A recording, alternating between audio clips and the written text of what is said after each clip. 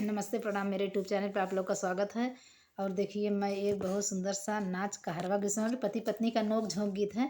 आप लोग सुनिएगा, ढेर सारा प्यार दुलार आशीर्वाद जरूर दीजिएगा। चैनल पर नए हो, चैनल को लाइक सब्सक्राइब करिए, कमेंट में बताइएगा कि मेरा गाना आप लोग को कैसा लगा। हे हमार बलमू, ए हमार बलमू, तोहका अंगुरी पे नचवैबे। हे हमार बलमू, तोहका अंगुरी पे नचवैबे।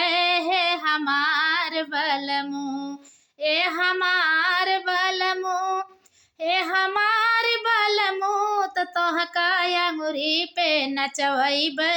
हे हमार बलमू, तोहका अंगुरी पे नचवैबे।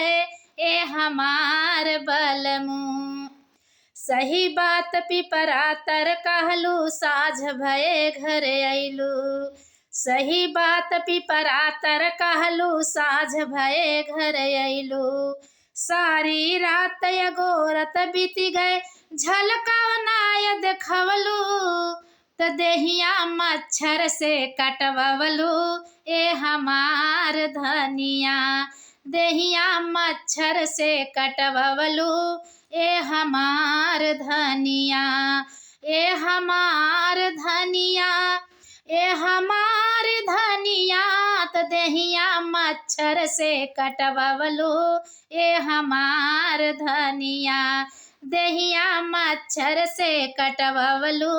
ए हमार धनिया, दूसरी बात घरवा में कहलू, खोला के मड़िया आई।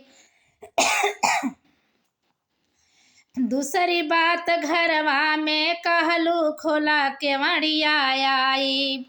हाथ पकड़ के घर में खींचू, चोर चोर चिल्लान्यू।